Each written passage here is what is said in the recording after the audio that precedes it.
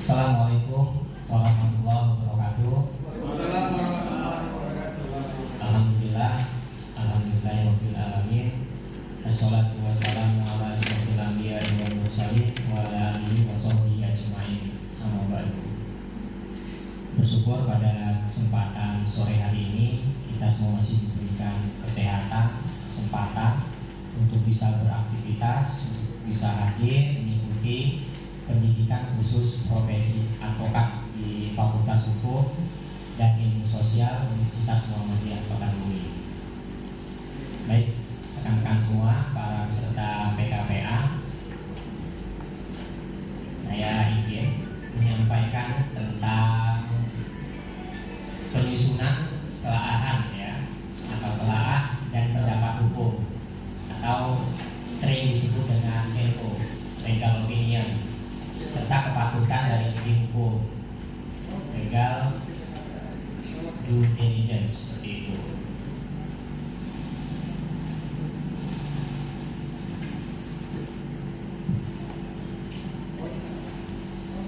Nah, sebelum saya menyampaikan materi tentang LO dan LDD, legal opinion dan legal due diligence,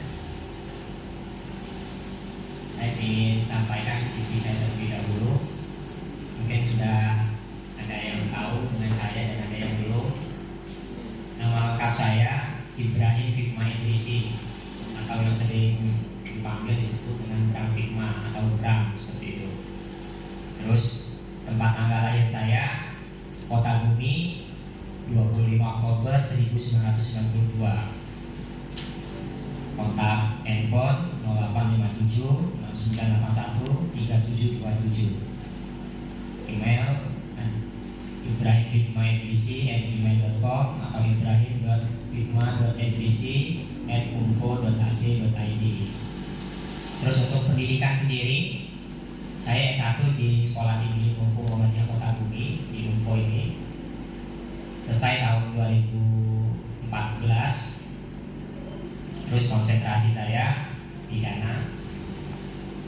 S2 saya di Universitas Lampung, Unila. Selesai saya 2016. Konsentrasi saya pidana. Terus untuk riwayat kerja sendiri di STIH ataupun Unpo sekarang, 2017 awal saya menjadi dosen dan diangkat menjadi DTG, dosen tetap yayasan Sekolah Tinggi Hukum Muhammadiyah Kota Bumi, atau sekarang menjadi Unpo. Jadi 2019 merger antara Sekolah Tinggi Hukum Muhammadiyah Kota Bumi dan STKIP. Jadi Unpo, Universitas Muhammadiyah Kota Bumi, ada 4 fakultas dan 11 prodi.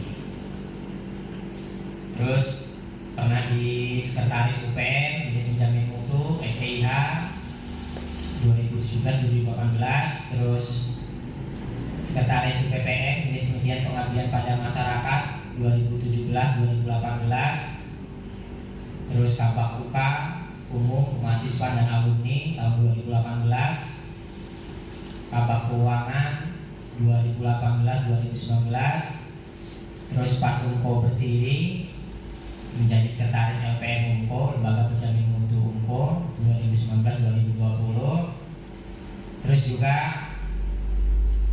Kepala UPN FHS Unpo, Unit Penjamin Mutu Fakultas Hukum dan Ilmu Sosial 2020 sampai sekarang.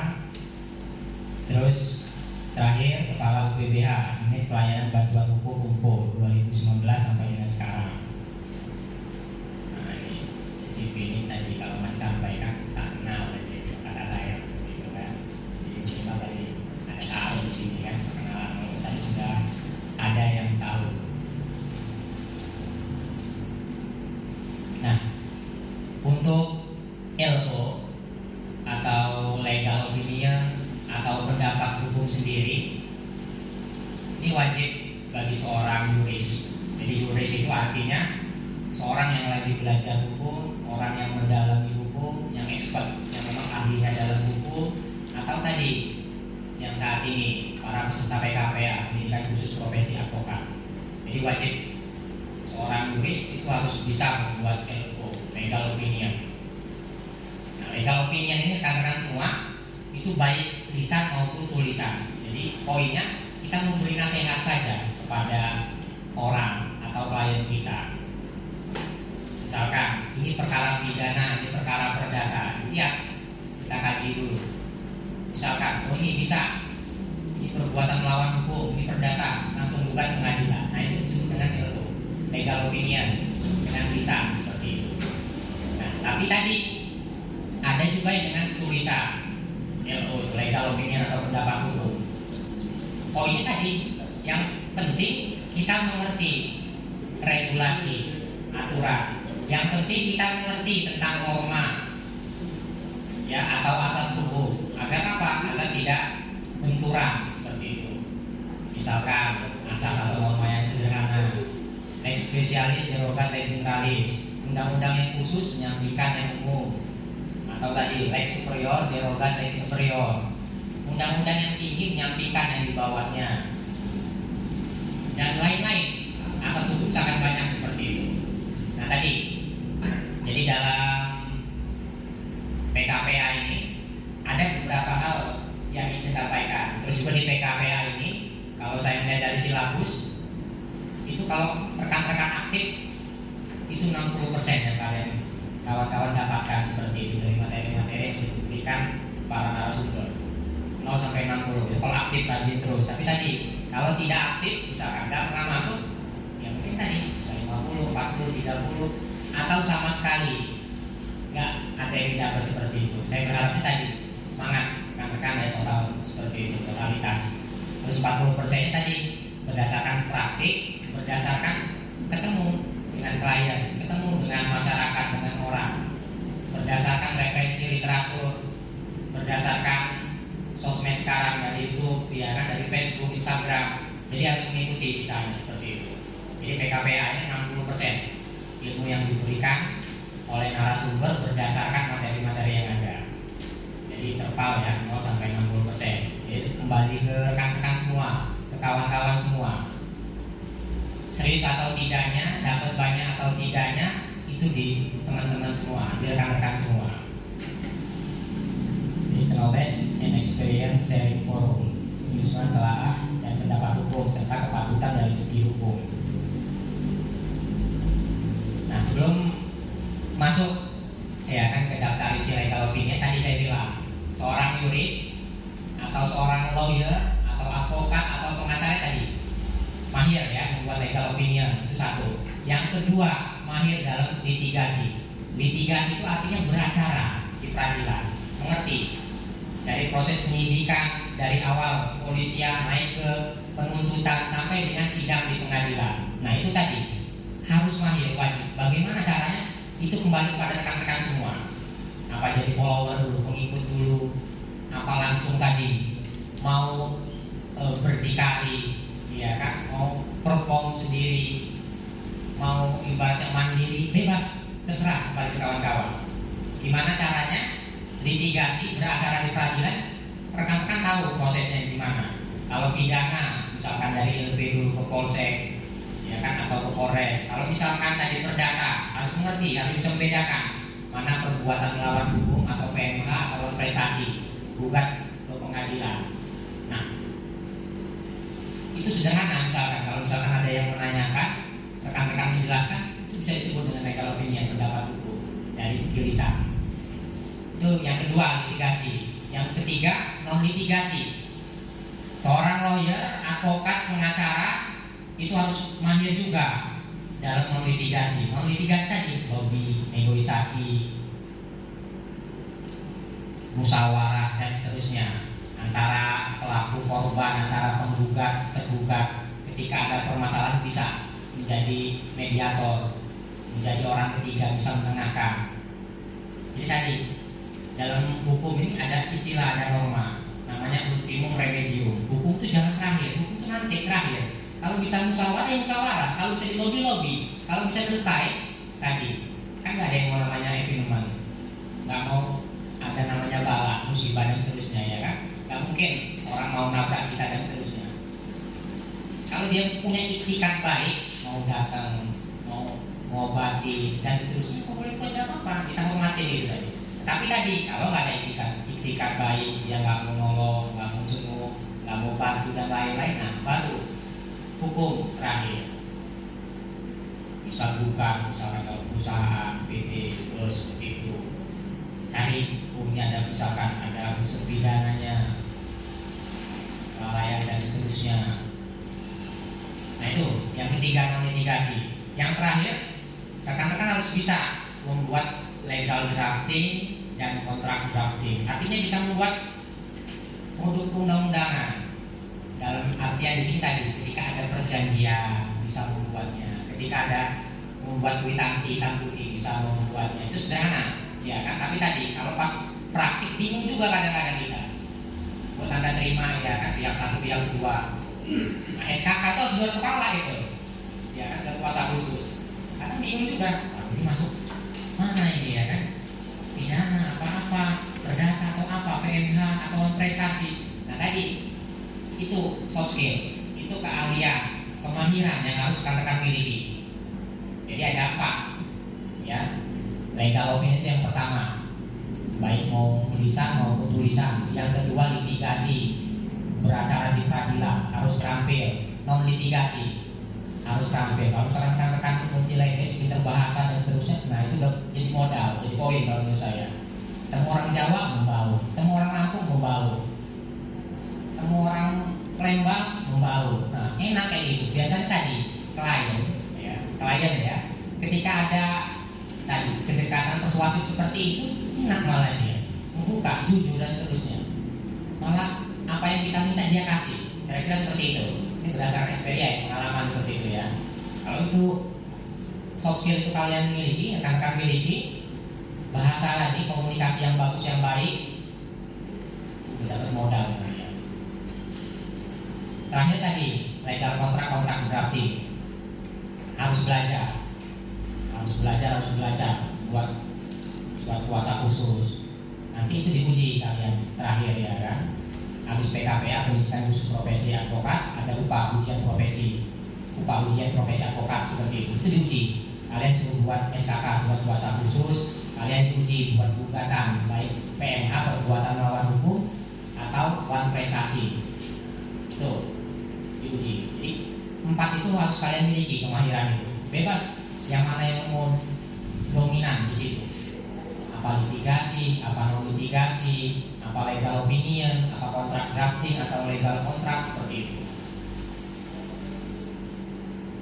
Nah itu terkait dengan kemahiran, ya kan? Di lapangan, nah tinggal manuver rekan-rekan sendiri, kawan-kawan sendiri gimana. Nah terus di sini ada 4 poin, nggak banyak-banyak, ya kan? Ada pengantar, ada tahapan penyusunan telaah dan pendapat hukum, format telaah dan pendapat hukum, terus terakhir alat bedah lain. Jadi pembedahnya itu bagaimana dan seterusnya. Jadi kalau telaahan dan pendapat hukum ya berdasarkan Hendra Wahanu, penjelasan tertulis dan sistematis dari ahli hukum atau praktisi hukum atas penerapan hukum terhadap suatu permasalahan atau fakta yang terjadi dalam masyarakat yang merefleksikan hasil analisis dan riset yang dilakukan oleh si pembuatnya. Nah ini tadi tentang LO, legal opinion, ya kan? Kalau bahasa Indonesia redaksinya ya pendapat hukum, ya kan? Atau telaahan. Jadi LO tadi ada potret apa yang terjadi, rekan-rekan bisa membedahnya, bisa membuat pendapat dan seterusnya berdasarkan regulasi-regulasi yang ada. Contoh misalkan Indonesia merupakan negara hukum, jelas ya dalam konstitusi pasal 1 ayat 3. Terus kemarin misalkan ada rekan-rekan ini mau LP tak bisa ditolak dan seterusnya. Jadi bahan, jadi kajian dan seterusnya. Kenapa LP seorang laporan warga negara Indonesia nggak terima dan seterusnya? Coba tanya kepada polisi. Alasannya, oh ini berdasarkan perkap terbaru, wajib bagi penyidik pembantu penyidik ini koordinasi dulu ke Reskrim, ke Pidum, ke Tipiter, ya kan? Lihat ya guys, perkaranya apa dulu ya kan? Kalau misalkan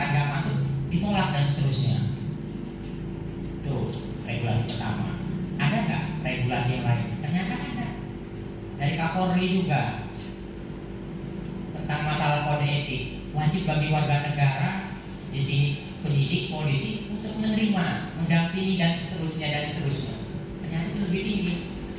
Nah, tadi itu jadi legal opinion, pendapat.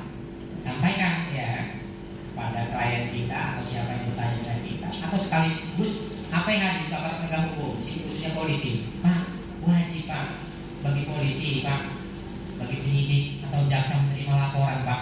Di kode etik ini ada, Pak. Walaupun tadi ada peraturan Kapolri terbaru, ya kan, memang harus ditanyakan dulu, tapi tadi wajib diterima dulu. Setelah itu baru ambil. Dalam 184 KUHP ada keterangan ahli. Ada misalkan bahasa, panggil saksi ahli bahasa. Kalau dia ITE, panggil yang mengerti, paham, yang berkompetensi di cyber situ. Kalau pidana, panggil ahli pidana dan seterusnya. Nah, kadang-kadang bertentangan, makanya kita harus ngerti norma-norma, ya kan. Jadi jangan sampai norma atau asas hukum bertentangan dengan aturan perundangan. Terus juga tadi hierarki perundang-undangan kita harus ngerti juga, paham juga. Kadang-kadang kita dibuat bingung sih tentang masalah hierarki lah, tentang masalah asas lah, kayak gitu. Jadi tadi kalau kata yang Wahano, ya, pendapat hukum ialah penjelasan tertulis dan sistematis dari ahli hukum atau praktisi hukum atas penerapan hukum terhadap suatu permasalahan atau fakta yang terjadi dalam masyarakat yang merefleksikan hasil analisis dan riset yang dilakukan oleh sepembuatnya. Jadi banyak potret-potret, ya, makanya ada istilah society views, di mana di masyarakat di situ ada hukum. Jadi pasti kalian dimanfaatkan, kalian bermanfaat untuk orang banyak. Pasti ada perkara-perkara apa aja, masalah semeter aja, jadi masalah. Kalian yang dipanggil, yang diminta pendapat, pasti tanya dulu. Pandangan kan apa sebagai orang hukum, sebagai seorang juri pengacara. Kerok kalau kita nggak punya pandangan, ya kan, tanya sikap kita apa? Saya dulu, Gus Bang, nanti dulu dari jauh-jauh. Nah, mau tadi kita harus ngasih pandangan kita, sikap kita apa? Udah bisa bukan ini, ya kan, masuk PMH ini. Kalau ada ladang kita misalkan disewa dan seterusnya, jawab prestasi, ya kan, ingkar janji, menepati janji. Nggak boleh lagi ada perjanjiannya. Kamu harus prestasi, kewajiban. Kita nggak menulis, nggak balik sama saya. Saya kasih ikan baik, ya kan, saya kasih waktu jangka sebulan 2 bulan kalau kamu bayar. Nah, prestasi bukan pengadilan langsung. Misalkan seperti itu. Kita harus ngerti, ya kan, potret-potret apa yang terjadi. Ini tentang legal audit, legal reasoning, legal reasoning, argumentasi hukum seperti itu. Kita harus miliki, harus bisa membuat, ya, argumen seperti itu, legal memorandum atau office memorandum, legal argument atau legal reasoning, legal critic, legal advice, legal opinion, question of past, seperti itu sekarang atau yang lalu. Legal. Jadi tadi seorang yuris, ya, orang ahli hukum yang expert di hukum, nggak akan bingung, kan? Pasti bermanfaat, yakin aja, bener. Enaknya background bachelor of law, sarjana hukum begitu, takut orang, karena belum tentu dia tahu dalam sini, ya kan? Yang ngomong aja dulu. Orang udah ngeri kadang-kadang, ini benar potretnya, ya, yang kadang-kadang takut orang SH ngeri, ya. Susah hidup. Iya. Padahal banyak SH itu kan, karena daftar dari kurang, ya kan, dan lain-lain dan seterusnya gitu. Tapi tadi background SH dikenali, background SH kayaknya tadi masa depannya cerah, gitu, future, ya. Tapi belum tentu, kembali ke person masing-masing. Pokoknya gitu, kembali ke person masing-masing, atau kualitas masing-masing dan seterusnya. Nah, ini tentang istilah-istilah, ya kan. Kalau untuk istilah, norma dan seterusnya jangan kaku. Yang penting tadi dalam hukum itu pasti ada normanya, ada asasnya. Nah, misalkan saya pernah layout seperti itu, ya kan, tentang masalah perkara-perkara kayak gitu. Ada asas memang, presumption of innocence, praduga tak bersalah. Sekalipun orang itu memang benar bersalah, ya kan, melakukan kejahatan tidak, nggak boleh kita obrolin, nggak boleh kita diskusi, nggak boleh kita misalkan apa layout dan seterusnya. Jadi malah, tapi tadi kalau kita ngerti, ya kan, Ya kita bisa bermain juga di situ ya kan.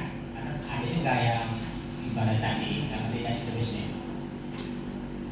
Nah tadi untuk rekan-rekan semua tadi, ketika itu belum ada putusan yang inkrah, putusan hakim, jangan didiskusikan dulu di luar. Tapi kalau untuk diskusi internal, saya bilang sama yuris ya, para mahasiswa hukum, kalau di kampus ini laboratorium kita, kalau di kelas laboratorium kita nggak apa-apa ngomong tes, ngomong perkara itu, nggak apa-apa kita beda. Tapi tadi kan ngomong di pasar, ya ngomong di luar, bacok orang, tabok orang kita lewat sulit ya kan. Kalau di kelas di kampus gak ada masalah, seperti PKP nggak ada masalah kayak gitu ya kan. Nah, jadi tadi rekan-rekan kawan-kawan semua boleh somasi orang tersebut, misalkan Anda misalkan ya kan orang belum selesai diputus, masih proses penyidikan, masih tahap penuntutan, masih proses peradilan pengadilan, kita sudah ngomongin dia di berita online dan seterusnya, nggak apa-apa, kita somasi, kita minta sama media tersebut dan seterusnya klarifikasi, atau tadi klarifikasi. Tapi tadi kalau di kota bumi kan sama-sama kenal ya kan. Nah kembali lagi kan ya, selalu aja jangan terlalu berapi-api, takut, jangan baperan kita juga, biasa aja. Jadi pernah somasi saya nggak ada jawab, tembusin ke Polres pengadilan, nggak ada efeknya juga, cuma memberitahu aja kayak gitu. Sudah, jangan lagi. Pokoknya tadi kalau sudah kepentok berkurang, terakhir rumusnya minta maaf, selesai. Kadang-kadang nggak dipikir, ya kan? Terakhir dulu minta maaf aja, maaf selesai juga. Karena kalau misal kita nggak minta maaf, nah itu yang digoreng orang, digodok orang kadang-kadang. Nah itu ya potret-potret di luar. Jadi norma atau asas tadi, atau saya sering juga bilang istilah hukum Belanda, presumption of innocence, ya kan? Bahasa Inggris, praduga tak bersalah, itu menempel. Jadi jangan sampai walaupun sekalipun orang memang bersalah melakukan tindak pidana dan seterusnya, ya anggap dia tidak bersalah selagi dia belum divonis ya. Kalau sudah divonis ya memang benar-benar bersalah. Kalau misalkan dia nggak bersalah dikriminalisasi orang, nah itu bahan kajian rekan-rekan semua. Karena kita tidak tahu juga kadang-kadang potretnya sekarang ini bersalah jadi bersalah, kalau salah jadi bersalah, ada kayak gitu. Tapi kembali lagi, bagi orang kawan-kawan itu bahan kajian tersendiri. Ya. Terus di sini tentang LO, beda telaah dan pendapat hukum dengan kajian atau penelitian hukum. Nah kalau penelitian normatif, ya kan, berdasarkan historical approach, comparative approach, conceptual approach, dan regulasi approach. Artinya tadi, kalau membuat penelitian dan seterusnya, itu ada beberapa pendekatan. Bisa pendekatan normatif, ya kan? Bisa pendekatan empiris, bisa pendekatan sosial legal. Jadi semuanya diperbolehkan untuk rekan-rekan mendalami yang menelitinya. Enaknya orang hukum ini tadi bebas yang berpendapat dan seterusnya, itu kecerdasan intelektual, nggak ada yang salah. Asumsi itu kadang-kadang boleh juga dibangun, walaupun tadi ya menurut dia versi dia yang benar kalau diperhatikan, versi dia benar juga kayak gitu ya, asumsi yang penting dia punya dasar, nggak ada masalahnya, nggak ada salahnya, seperti itu.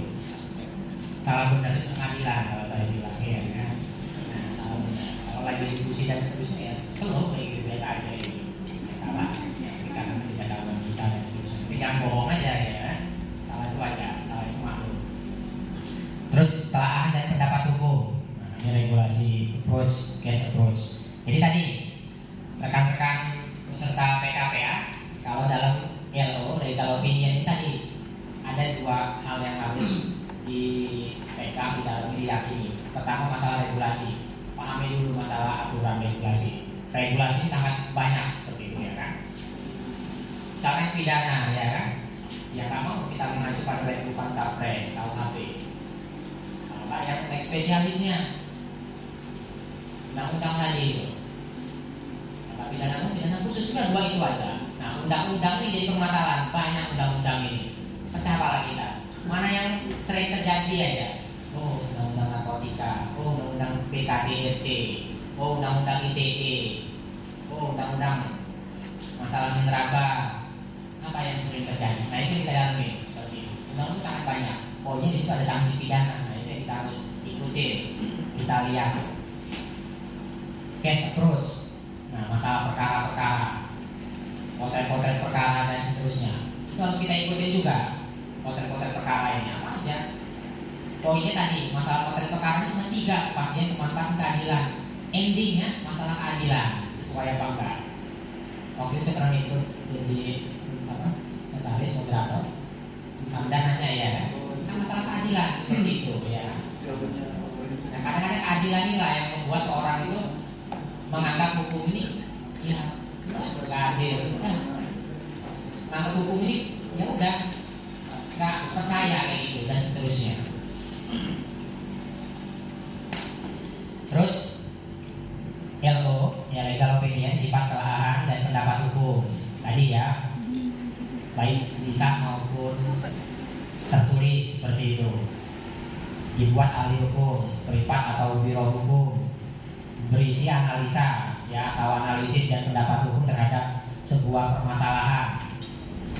Poinnya ilmu legal opinion tadi tidak mengikat, namanya kita ngasih pendapat hukum ya, tidak mengikat di sini dia, boleh diikuti, boleh tidak. Nah, misalkan di sini ada yang minta terjadi legal di perusahaan dan seterusnya, boleh diikutin pimpinan tadi, boleh tidak. Kalau misalkan ada klien kita, boleh diikutin klien kita atau enggak, namanya ilmu pendapat hukum ya. Jadi ilmu tadi pendapat hukum itu sifatnya tidak mengikat, jadi pandangan saja sifatnya, memberikan pandangan saja, pandangan saja ya. Itu tentang masalah LO, legal opinion. Terus LO yang baik berbasis riset dan pengumpulan data yang akurat. Nah, istilahnya kalau APH itu full bucket lah ibaratnya ya, pengumpulan bahan dan keterangan. Nah, kalian sebagai seorang yuris ya kan, cari-cari harus full bucket juga, kumpul nanya ya kan, kumpulin bahan, keterangan, aturan, regulasi dan lain-lain seperti itu. Jadi penting sebagai seorang yuris ya kan, harus full bucket. Jangan sampai kita menyampaikan kepada orang banyak, ke audiens ya kan, ini kan punya bahan-bahan dan seterusnya. Nah, bahan juga ini bahan. Terus harus argumentatif, jadi argumentasi kita, riset kita, alasan kita minimal tadi relevan, sesuai, ini bisa diterima seperti itu. Terus jujur dan tidak memuat kepentingan saat atau tidak layak ya, for purpose. Jadi memang kita membuat ilmu legal opinion atau pendapat hukum baik bisa maupun tulisan, ini memang harus dengan semestinya, harus memang berdasarkan fakta-fakta, berdasarkan isu, berdasarkan permasalahan. Poin terakhirnya tadi ada simpulan, ada hal yang kalian rekomendasikan kepada klien kalian, kepada pemohon, kepada siapa yang meminta, kepada kalian. Terus lugas, tegas, sistematis dan mudah dipahami. Nah, ini tadi tentang masalah ilmu yang baik. Nanti saya kasih contoh. Ya, saya kemarin habis buat contoh ya, legal opinion sama rekan-rekan tentang masalah kades, kepala desa. Nah, sistematika lahan dan pendapat hukum atau LO. Ada pendahuluan, permasalahan yang digunakan, dasar hukum dan undang-undangan, uraian, fakta-fakta dan kronologis, analisa atau analisis hukum, pendapat hukum, terakhir kesimpulan dan saran-saran atau solusi permasalahan.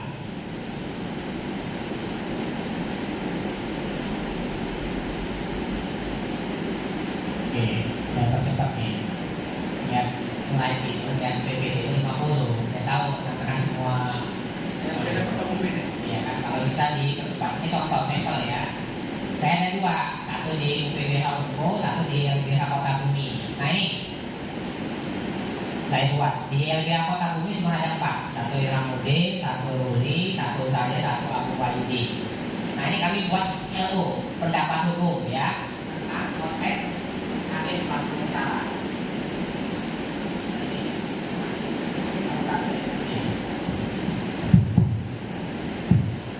LO, pendapat hukum.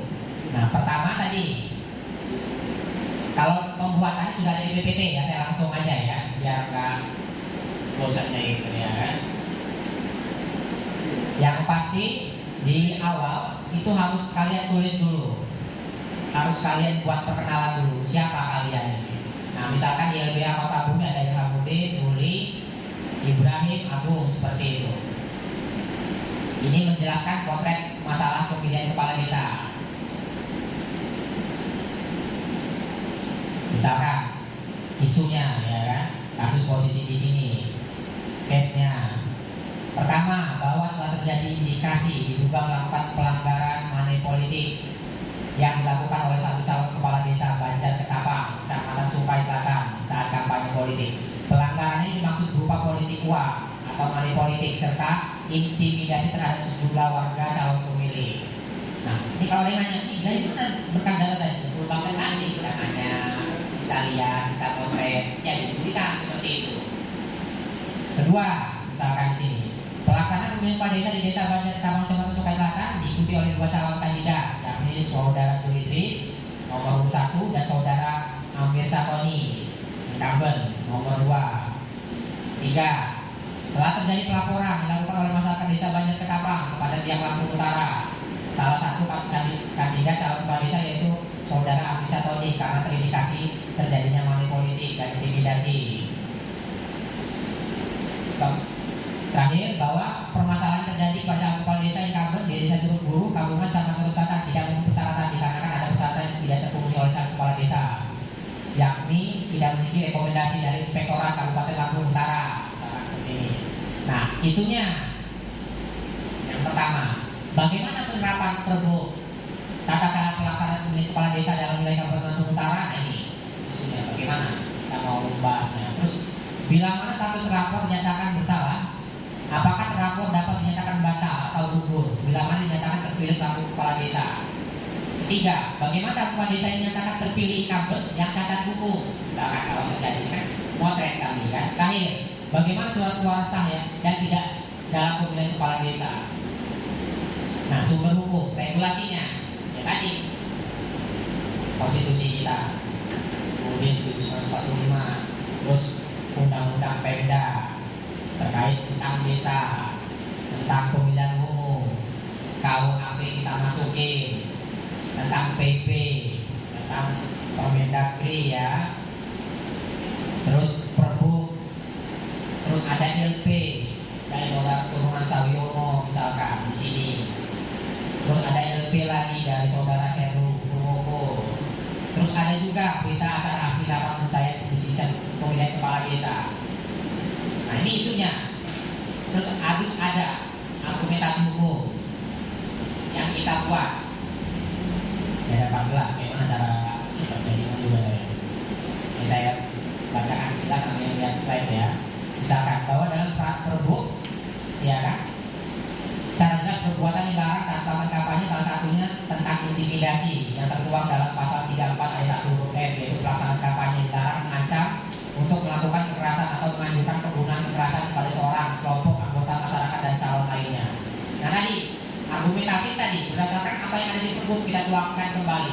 Kita lihat ada poin 2 Perbu disebut, nomor 3, nomor 4, nomor 5. Misalkan Perbu pasal 35, sanksi pelaksanaan kampanye yang melanggar larangan kampanye pada pasal 34 ayat 1 dikenakan sanksi berupa ada peringatan tertulis, ya kan, apabila pelaksanaan kampanye melanggar larangan walaupun belum terjadi kecurangan, penghentian kegiatan kampanye, sanksi sebagaimana dimaksud pada huruf A dan huruf B ditetapkan panitia pemilihan. Terus argumentasi hukum yang kita buat.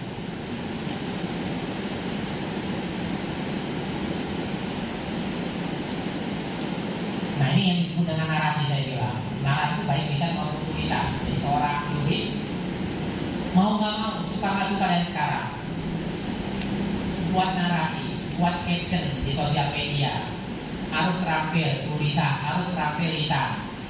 Walaupun tadi kita ngomong masih misalkan gagal, ya kan, nggak sesuai dan penting ngomong aja lah.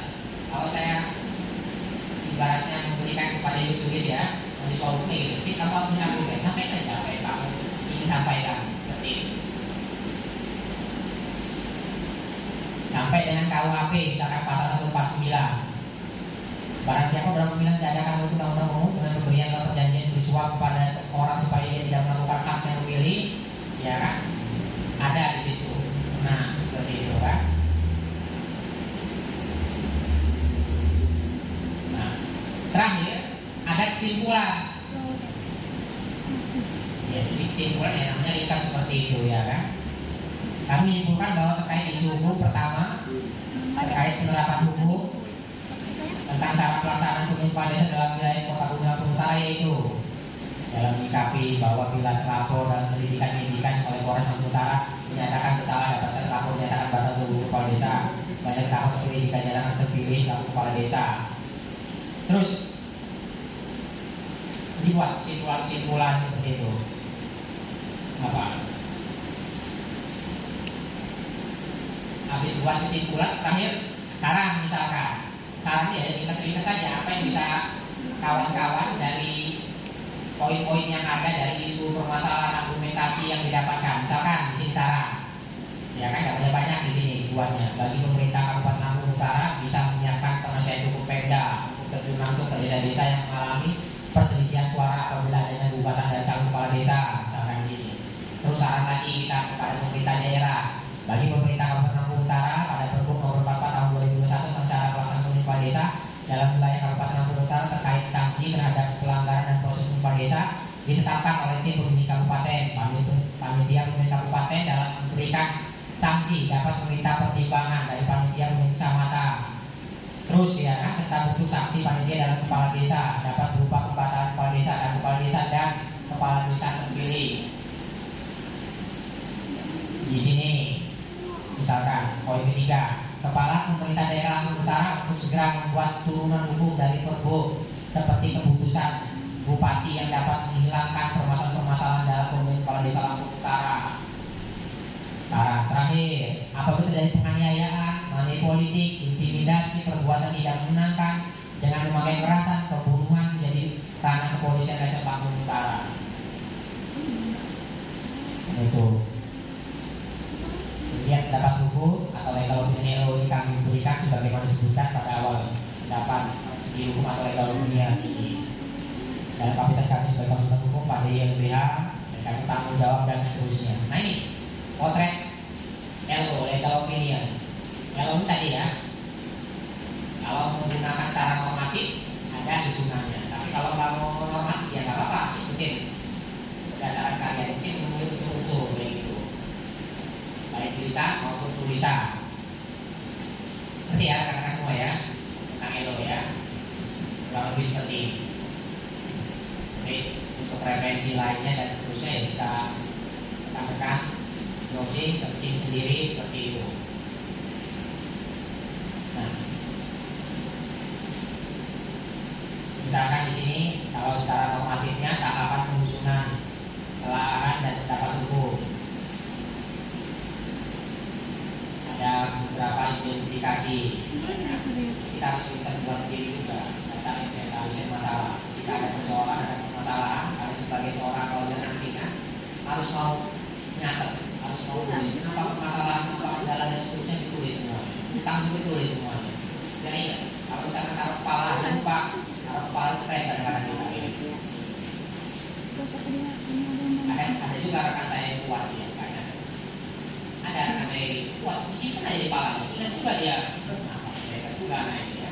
Tapi tadi kalau kita yang kira-kira nggak kuat, catat, ya kan. Jadi kita bisa mikirin yang lain, ya kan, bisa nge-save yang lain jadi. Kalau kakak-kakaknya memori itu nggak ada masalah, ada. Tapi tadi kita lupa ya, kalau kita mau tentang utang ya, harus tahu ini. Nah ini tahapan-tahapan, kita lihat, kakak bisa lihat sendiri ya kan, ada identifikasi fakta hukum, identifikasi masalah, identifikasi dasar hukum, analisa hukum, buat cara dan kesimpulan. Nah itu tadi yang ada di dalam legal opinion.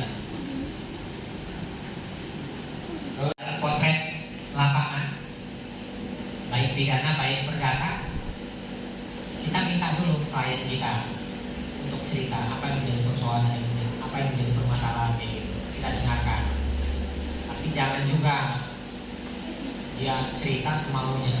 Tapi kalian harus batasin seperti itu ya kan. Dia tahu perkaranya, posisi perkaranya dan seterusnya. Jadi kalian dibalik juga. Ini masuk pak unsur hukum. itu. Nah, satu-satu ya, ini dikit aja, saya kasih besarnya aja. Hal-hal yang harus diperhatikan, misalkan fakta di sini. Bedakan fakta biasa dengan fakta hukum. Fakta hukum perbuatan, nah, misalkan pencurian, pemerkosaan, kelalaian, pembunuhan biasa, pembunuhan berencana, penganiayaan, perkelahian. Rekan-rekan harus bisa melihat, memotret itu peristiwa hukum, kelahiran, kematian, pengesahan, keadaan, di bawah umur, di bawah pengakuan, lokus dan tempus delicti. Lokus delicti, ya kan? Artinya tadi di mana tempat terjadi tindak pidana, di mana perbuatan itu terjadi, ya bisa menentukan kompetensi relatif istilahnya. Misalkan ada penganiayaan, ada pencurian terjadi Lampung Utara, maka proses hukumnya menegakkan hukum di Lampung Utara. Sekalipun orang Waikanan misalkan yang ngambil, orang Lampung Utara melakukan kejahatan di Waikanan seperti itu. Kompetensi relatif sana yang dilakukan. Lokus. Nah tadi tempus waktunya seperti apa. Nah itu kadang-kadang istilahnya alibi. Jadi bisa dibuat seperti itu. Jadi kita harus seperti juga lokus dan tempus delicti seperti apa. Peristiwa hukum, kelahiran, kematian, pengesahan, keadaan di bawah umur, di bawah pengakuan. Misalkan kalian tadi udah tahu ada orang gila di ruang di situ, ya kan, membahayakan, tetap masih di situ. Selip-selip dia mencair kaca, selip-selip mukul kita, nggak bisa kita proses hukum dan lain-lain. Jelas dan KUHP pasal 44 misalkan. Orang gila, orang yang cacat mental dan seterusnya tidak bisa diproses hukum.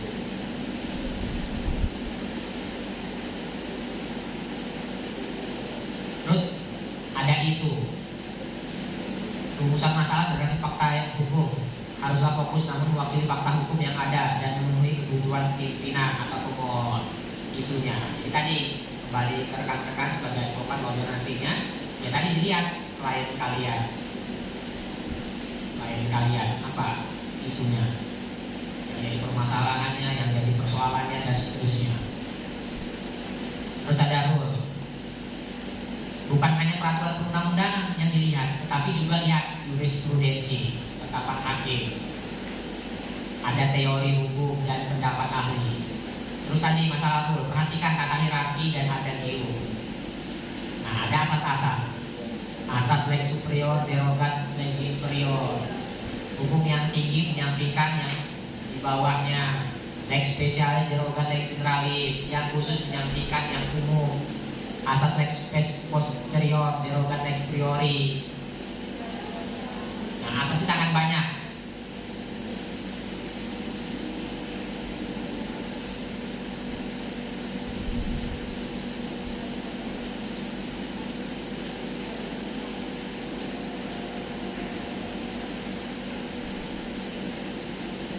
Nah, misalkan asas-asas, kalau di dalam hukum perdata ada namanya fakta samserpanda. Fakta samserpanda ini artinya perjanjian yang dibuat oleh dua orang itu menjadi undang-undang bagi yang membuatnya. Nah itu asas dalam hukum perdata. Misalkan di sini, humus testis, nulus testis. Satu orang saksi bukan merupakan saksi alat bukti minimal dua orang. Nah tafsiran di sini artinya tadi berdasarkan pasal 184 KUHP, alat bukti ada beberapa, ada 5. Ada keterangan saksi, ada surat, ada petunjuk keterangan ahli dan terdakwa. Nah, ketika orang ini tadi lapor perkara pemerkosaan, harus ada bukti yang kuat, minimal ada visum et repertum, ada ahli, ada surat di situ yang menunjukkan dia diperkosa. Oh iya benar ini angka 12. Oh angka 12 ternyata bukan diperkosa, mau sama mau, suka sama suka. Oh iya sobek ini angka 3, angka 7, angka 10. Dokter seperti itu. Terus tadi ada yang melihat, ada yang tahu. Jadi tadi terkait hukum pidana, tindak pidana, minimal tadi ada unsur-unsur yang harus dipenuhi. Minimal 2 alat bukti yang cukup. Kalau bisa lebih, alhamdulillah. Tadi cepat naiknya seperti itu. Nah, misalkan tadi ada istilah-istilah dia siang buat kolom, kalian sudah akan bisa mengalami untung. Nah jelas bagi APH, ya kan, kalian sebagai seorang lawyer, advokat, dia udah gak usah ragu-ragu. Kalau memang kalian yakin, kalian benar, lanjut seperti itu. Terlepas dari menang kalian itu biasa kayak gitu kan. Jangan sampai tadi takut dan seterusnya. Terus di nomor 6, asas legalitas. Nulla punna sine previa lege punali. Suatu perbuatan tidak bisa dihukum kalau misalkan belum ada aturan sebelumnya yang mengaturnya. Nah ini jelas di dalam pasal 1 ayat 1 KUHP, Wetbook Pasrapre. Nah ini dimaksud dengan norma juga. Kalau misalnya nggak ada aturannya, nggak ada undang-undangnya, nggak ada peraturannya, ya boleh-boleh aja orang lakukan, terserah. Tapi kalau sudah ada aturannya, ada undang-undangnya, nah maka tadi mau nggak mau wajib tahu masyarakat itu. Kalau sudah diundang-undangkan, berarti sudah dilembar negarakan. Mau nggak mau wajib tahu. Nggak boleh lagi, Pak saya nggak tahu Pak, nggak pakai helm, nggak hidup lampu. Pak saya nggak tahu undang-undang ini, nggak boleh. Harus tahu semua. Jadi saya publik aja tentang asas hukum Belanda atau norma hukum atau asas hukum ya. Ada ius constitutum, hukum yang berlaku saat ini atau hukum yang telah ditetapkan atau hukum positif. Jadi hukum positif yang hukum yang berlaku saat ini. Wetbook Pasrapre, Wetbook Pankopande, ya kan? Berdelik Wetbook. Nah itu pegangan seorang yuris, pegangan seorang advokat atau lawyer. Jangan sampai tadi mau beli literatur referensi jadi nggak bisa, ya kan? Tapi hari ini pakai e-book, ya kan? Pakai Play Store. Sudah ada kecanggihan kemudahan. Tahu HP sama bininya kuat, nggak punya di HP. KUH Perdata nggak punya di HP. Undang-undang yang menjadi potret kejahatan favorit ITE, PKDRT, narkotika nggak ada di HP. Jangan sampai.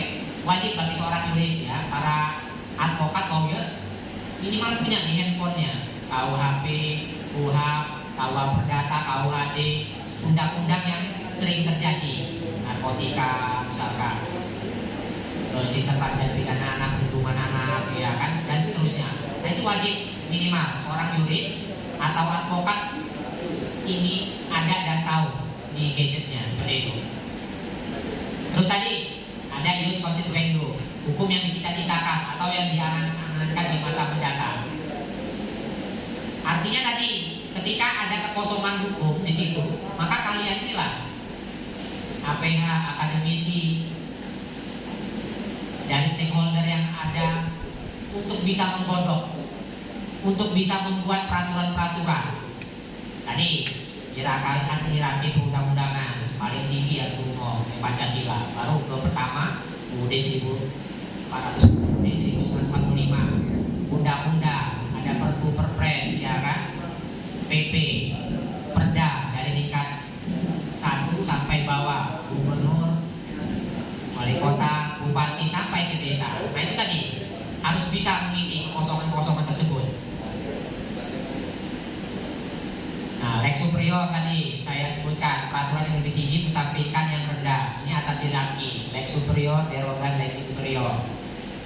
Terus tadi lex spesialis, derogan lex generalis, yang khusus menyampingkan yang umum. Positif. Misalkan nih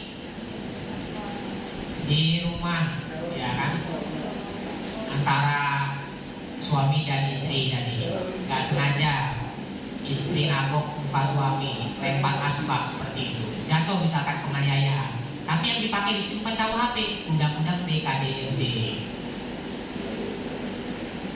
Ternyata di undang-undang PKDRT bukan hanya istri, suami, ART, atau siapapun yang ada di rumah itu menjadi ruang lingkup undang-undang PKDRT. Nah ini tadi, pakai norma, pakai asas, lex spesialis, derogan, lex generalis. Jangan sampai tadi kalian sebagai seorang yuris, advokat, yang sederhana asas-asas ini nggak ngerti, nggak paham, bingungan kalian.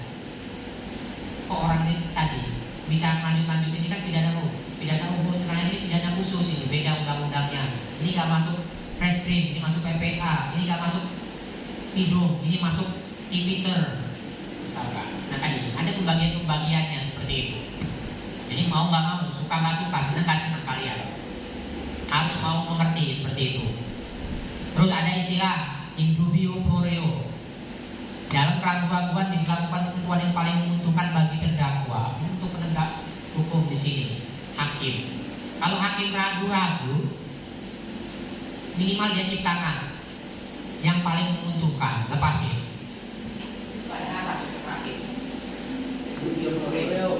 Dalam keraguan-keraguan diberlakukan ketentuan yang paling menguntungkan bagi terdakwa. Banyak potretnya. Ketika seorang melakukan kejahatan tindak pidana tadi, karena nggak cukup unsur, nggak cukup bukti, dinaikkan bersama penyidik, penuntut, ya kan. Pas terakhir peradilan dilepaskan seperti itu. Pak Idra, Mbak Omen seperti itu. Penuhi unsur, lepasin dia. Trafik dia, kena semua. Polisi bayar ganti rugi, jaksa bayar ganti rugi. Karena tadi adanya advokat, adanya lawyer, ini untuk membela hak-hak seorang tersangka atau terdakwa, bukan tadi sebaliknya, ya kan, yang benar jadi salah, yang salah jadi benar, bukan. Jadi harus dipahami. Nanti ketika rekan-rekan semua jadi advokat lawyer, ya kan, sudah disumpah, siapapun yang datang, siapapun yang minta bantuan pada rekan-rekan harus dibantu, harus ditolong. Minimal LO lagi lah, pendapat hukum, nasihat hukum, itu terakhir. Udah bang, gak usah lah bang. Udah bang, ini masuk bang. Ini bang dasarnya. Nah itu. Ada pendapat itu yang terakhir, legal opinion, pendapat hukum. Lanjut ya, nggak bosan ya, PT ya. Nggak bisa intermezzo nih, ada yang lain. Ya kan? Terus ada namanya, tadi presumption of innocence sudah tahu ya, praduga tak bersalah. Jadi bahwa seorang dianggap tidak bersalah sebelum ada putusan hakim yang menyatakan bahwa ia bersalah, dan putusan hakim tersebut telah memiliki kuatan hukum tetap atau ingkrah. Nah, ini kalau di luar, di pasar, lagi di publik, jangan sekali-sekali ngomongin orang yang lagi dalam proses peradilan, jangan. Tapi kalau dalam kelas, dalam kampus diskusi nggak ada masalah, ya kan, sepakatan itu, ya kan, kajian seperti itu. Tapi kalau di publik jangan, tuntut kita bisa somasi, tegur. Nah, kalian harus bisa juga buat somasi teguran. Kalau misalkan ada yang buat prestasi ingkar janji, sebelum kita laporkan, saya bilang ultimum prevention, hukum itu jangan terakhir. Kita tegur dulu buat somasi. Jahit misalkan, wah dia ini buat prestasi ingkar janji dari bulan ini ke bulan ini, ya kan, uang sudah habis, sudah hilang, kerjaan nggak ada, proyek dan seterusnya. Somasi dulu, beri teguran. Buat kalian apa yang menjadi dasar, terus yang kedua isinya, tolong dibayarkan, tolong pergi dari sini dan seterusnya. Buat oke misalkan, dan seterusnya apa, itu bebas, itu kemahiran seorang nulis ya, nggak ada panduan yang harus somasi ya, terserah kalian bebas. Yang penting orang lain ngerti vision kalian, pesan kalian. Tapi kalau membuat secara normatif ya nggak apa-apa kayak gitu ya. Terus ada equality before law, semua orang sama di depan hukum. Nah ini tadi kadang-kadang ada orang takut, takut saya laporan. Padahal tadi ada asas, ada norma equality before the law. Semua orang sama di depan hukum. Kan tidak bedain mana jenderal, mana orang biasa, mana berpangkat, mana enggak, sama di depan hukum. Jadi dari proses bawah, ya penyidikan, seorang LP, ya mau dari aduan atau laporan atau delik murni, delik biasa ya, dia tetap polisi harus menerima. Kalau dia memang masuk unsur, lanjutkan seperti itu. Kalau nggak memenuhi unsur, ya udah nanti sampai SP3 seperti itu. Jadi semua orang sama di depan hukum. Terus prestasi, misalkan di sini ingkar janji, tidak tepat janji dan seterusnya. Nah, hati-hati juga prestasi ini bisa masuk ke perdata seperti itu. Kawan-kawan prestasi ini PMH, perbuatan melawan hukum. PMH ini yang merugikan orang lain, kalau perdata apa aja ya, merugikan orang lain. Tuntut aja kalian, ganti rugi dan seterusnya. PMH. Kalau ada unsur pidananya ya pidananya dulu, atau sambil bersama. Terus ultimum remedium tadi sudah disampaikan, hukum jalan terakhir. Adanya hukum ini tadi sebagai panglima, tapi tadi di momentum terakhir.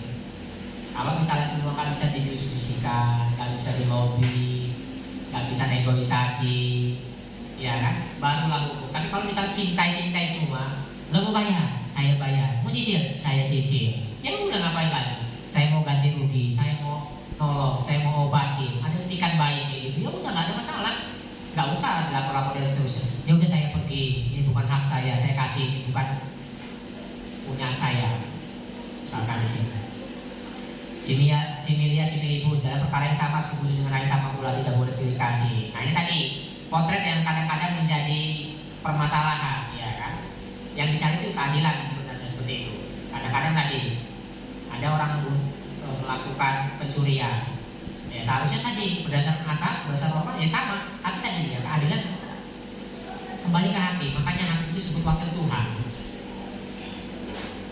Wakil Tuhan hakim, dialah yang ponis dengan salah, ringan, berat dan seterusnya. Ngeri kadang-kadang, tapi tadi ya kalau dia sih tidak aja kayak gitu ya kan? Iya kan? Pesta negara hukum, ketetapan hakim sebelumnya, jurisprudensi. Nah, ubi socias ibius ini ada kepanjangannya. Ubi socias ibius, ibius ibi puna, ubi puna ibi remedium. Kalau ubi socias ibius artinya di mana ada masyarakat di situ ada hukum. Ubi puna, ya ibius ibi puna artinya di mana ada hukum di situ ada penghukuman. Artinya tadi ketika ada regulasi, ada aturan dan seterusnya, kalau misalkan di situ ada orang yang melanggarnya, melakukannya, maka dia diberikan hukuman, diproses hukum. Apa aja? Ya banyaklah rekan-rekan ya kan, kawan-kawan yang potret-potret ya kan. Masalah itu ada yang nyamar ya kan, pakai akun bodong ya kan, ternyata kejebak misalkan, dan lain-lain. Ketika dia memenuhi unsur, bisa dia diproses. Kalau tidak memenuhi unsur ya nggak bisa. Yang tahu celahnya, ya kan ini masuk unsur atau enggak, ya rekan-rekan semua inilah yang bisa saya bilang di awal tadi, bisa bermain, yang ngerti tadi itu. Ini masuk unsur, ini enggak. Ini masuk unsur, ini enggak. Karena ngerti, ya kan, boleh dipenuhi unsur-unsurnya dan seterusnya. Terus terakhir itu ada ubi socias ibius, ibi puna, ibi remedium. Di mana ada penghukuman, di situ ada pembinaan. Nah, lapas, rutan, lapas. Ketika orang sudah dihukum, ya, ditaruh di lapas, ya udah dibina. Gitu juga seorang tersangka terdakwa yang titipan di rutan, udah dikasih dia pembinaan, diajarin dia, misalkan tadi kalau ada kan asimilasi ya, mau taruh ke lapas penuh dan seterusnya, taruh di rutan, diajarkan melas lah, bubut lah, buat kerajinan dan seterusnya, diberikan pembinaan. Nah, ketika ada penghukuman, di situ ada pembinaan atau rehabilitasi. Kalau anak tadi dikembalikan ke orang tuanya, ditaruh di tempat dia bisa misalkan bekerja lebih baik, lebih bagus dan seterusnya, ada PKA, lembaga pembinaan khusus anak, seperti itu. Nah ini tadi potret-potretnya ya kan. Jadi tadi enak lihat potret hukum nih, saya bilang. Tinggal kalian mau memahami aja. Hukum ini kan nggak banyak seperti itu ya kan. Walaupun tadi tapi ada hukum ya, telan aja baik berupa Strafrecht, KUHP atau undang-undang. Undang-undang kan banyak, tinggal didalemin mana yang sering terjadi, mana yang jadi permasalahan di masyarakat.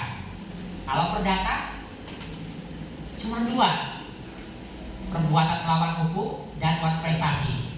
Kalau administrasi negara dan tata negara, memahami tentang masalah peraturan-peraturan, regulasi, peraturan bupati, peraturan pemerintah, Mendagri, atau tata negara, suka tuh melihat. Oh, di lembaga-lembaga, Mahkamah Agung, Mahkamah Konstitusi, Komisi Yudisial dan seterusnya dan seterusnya. Itu aja. Tapi tadi wajib bagi seorang lawyer atau advokat, mau nggak mau, suka nggak suka, pahami semuanya. Tapi tadi ada yang dominan sedikit-sedikit seperti itu. Nah, tadi passionnya kemana? Kalian suka kemana? Saya ini suka masalah yang besar-besar lah, perdata ya kan? Saya suka yang sering terjadi di masyarakat pidana, itu dalemin. Saya suka masalah administrasi tata negara ya kan? Dalemin. Tuh dan seterusnya. Kemahiran cuma nggak banyak seorang yuris ini. Litigasi dan non litigasi. Litigasi artinya peradilan. Non litigasi artinya bisa bermusyawarah, bisa lobby, bisa dia di situ tentukan ini orang-orang ini jadi ini yang menang-menang, ini boxing bisa metain, ya kan, non litigasi. Terus yang kedua legal opinion, buat pendapat hukum baik lisan maupun tertulis. Terakhir, legal drafting, kontrak drafting. Untuk lumayan yang harus kalian rekan-rekan buat bisa kayak gitu. Cuma 3. Ya, legal drafting, kontrak drafting seperti itu. Jangan sampai tadi kita sebagai seorang yuris yang expert, yang ahli dalam hukum, orang mau minjem duit sama kita, kita nggak disebut tanda terima kwitansi. Waduh, kepala. Sering terjadi. Kalau ada hitam putih enak kita nuntutnya. Tapi kalau ada hitam putih sampai nangis mati juga nggak bisa kita nuntut, nggak orang percaya walaupun itu benar sekalipun. Kadang-kadang sudah dibuat aja selewat, ya kan? Apalagi tadi dibuat. Makanya saya minta sama yuris-yuris, ya kan, rekan-rekan semua harus buat, harus bisa buat hitam putih, perjanjian dan seterusnya. Terus ada asas nebis in idem, di mana seorang terdakwa tidak boleh dituntut kedua kalinya, ya, bis berdasarkan perkara yang sama. Artinya tadi, ketika dia sudah melakukan pencurian, ya kan, dituntut lagi dengan perkara yang sama, gitu, nggak boleh lagi seperti itu. Kalau sudah diproses, ya udah selesai, nggak boleh lagi ada yang laporan dengan perkara yang sama seperti itu. Kita sekali aja. Terus juga tadi, sebagai seorang yuris, kadang-kadang dakwaan itu banyak juga, ya kan, harus kalian pahami, ada tunggal, ada yang kumulatif, ya kan, dan seterusnya. Nah itu legal opinion juga. Kadang-kadang jadi potret di luar tentang masalah hukuman. Kalau dalam KUHP, 1, hukuman pokok itu ada hukuman mati. Hukuman mati di Indonesia yaitu ditembak seperti itu. Yang kedua ada seumur hidup. Seumur hidup ini tadi sampai dia mati, sampai dia meninggal. Jadi umurnya berapa, misal 20, 30, 50. Kalau dia dihukum seumur hidup sampai dia meninggal, sampai dia mati. Ada waktu tertentu. Waktu tertentu ini maksimal 20 tahun. Atau bisa juga karena banyaknya pasal yang berbeda, misalkan dia lewat dari 20 tahun, boleh aja. Atau yang terakhir untuk LGBT, lesbi, gay, bisex, transgender, kebiri. Ada aturan, saya pernah baca, ya kan. Kita tinggal lihat potretnya kayak gitu, yang kebiri. Sedekah lagi nggak dia kayak gitu, ya kan? Hasrat nafsunya nggak ada. Potretnya, kalau hukuman mati sudah banyak yang ditembak, teroris, narkotika dan seterusnya, ya kan? Seumur hidup, akhir mutlak seumur hidup kalau nggak salah. Ini bisa kalian lihat. Ya, seumur hidup dicabut hak-haknya dan seterusnya. Ada yang lebih 20 tahun, ada yang 20 tahun. Kebiri juga sudah ada. Nanti tinggal di searching, saya lupa. Nah itu tadi hukuman-hukuman. Ya. Kriteria hukuman seumur hidup itu berapa tahun? Ya. Kriteria hukuman seumur hidup itu berapa tahun? Nggak ada berapa tahunnya. Ketika dia memang cukup. Yang masuk dalam kategori hukuman hukuman seumur hidup. Iya. Jadi tadi misalkan perkaranya case-nya narkoba ya, atau korupsi. Jadi tadi kalau kriteria umur nggak ada, ibaratnya nggak ada gitu. Jadi kalau misalkan dia memang ditetapkan sama hakim, misalkan Freddy Budiman seperti itu, ya kan, mati, ya kan, atau hakim multal tadi, kan ada yang anggap kalau misalkan umurnya 18 tahun, sebenarnya 18 tahun juga, 25 juga. Jadi tadi ketika dia ditetapkan diputuskan seumur hidup, dia udah sampai dia habis, sampai dia mati di penjara gitu, Pak. Ya, sampai dia meninggal, sampai dia mati. Pelanggaran pidana apa? Bukan pelanggaran pidana apa Umurnya. Bukan maksimal hukumannya, iya hukumannya itu yang masuk dalam kategori seumur hidup itu berapa tahun? Nggak ada batasannya. Nggak ada batasan sampai dia mati gitu. Iya, sampai selesai. Selesai juga. Iya, selesai. Udah itu aja. Nah, masalah regulasinya, aturan hukumnya tinggal disesuaikan lagi, ya, kayak gitu, ya kan. Nah itu tadi, ya. Ya udah, diputus itu sama mati, ya.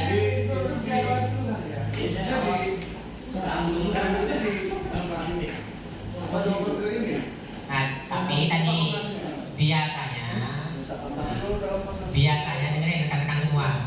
Biasanya putusan-putusan ekstrim yang ngeri itu sudah di Mahkamah Agung, jadi sudah banding, sudah kasasi, sudah minta permohonan kepada presiden. Kalau sama presiden kan dikabulin dan seterusnya dijalani.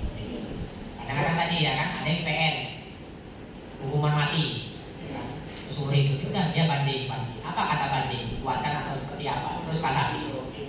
Nanti kontraknya bisa di closing ya, dicari seperti itu. Ada. Atau kalau kasus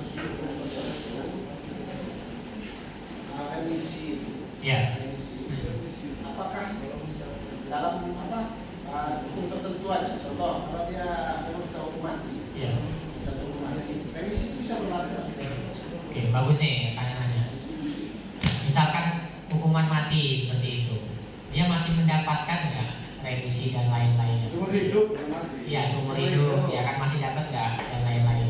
Nggak dapat lagi seperti itu. Tercabut semua haknya. Cabut semua, kecuali tadi 20 tahun ya kan masih dapat ya remisi. 20 tahun tadi setahun itu cepat ya kan 78 bulan seperti itu, bisa berkurang bisa berkurang. Jadi remisi itu bisa dilihat dari putusan hakim. Iya. Bukan karena dari kasus apa aja. Ya, nanti dari lapas itu nanti dari kerja seperti itu. Oke, saya lanjutkan lagi ya. Nemo judek Indonius in propraia. Tidak seorang pun dapat menjadi hakim yang baik dalam perkara sendiri. Nah tadi kalau masalah perdata, biasanya tadi sebelum proses gugatan, ya kan, proses sidang itu ada namanya hakim mediasi.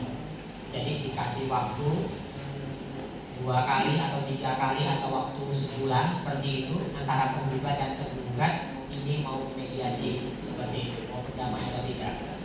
Nah, hakim mediasi ini bisa dari luar seperti itu. Kalau dari kumpulnya dari 2 yang sudah dapat gelar sertifikat mediator, ada Pak Didi sama Pak Suwardi. Kalau Pak Suwardi didaftarkan, kalau Pak Didi nggak boleh karena dia ASN, tergantung seperti itu. Nah itu tadi dimediasikan dulu seperti itu. Kalau misalkan nggak ketemu, baru proses. Itu mediator itu mereka terikat di dalam sebuah apa namanya organisasi atau mereka berdiri sendiri Ya. sertifikat Rekan-rekan yang lain, ini ada yang bertanya bagus nih, Pak Alvin katanya untuk hakim mediator seperti itu yang eksternal yang luar ya, itu dia tergabung dalam asosiasi atau organisasi atau seperti apa atau individu personal. Jadi untuk hakim mediator tadi ya kan itu tergabung dalam asosiasi organisasi seperti itu. Jadi dia mendapatkan sertifikat karena dia sudah mengikuti pendidikan.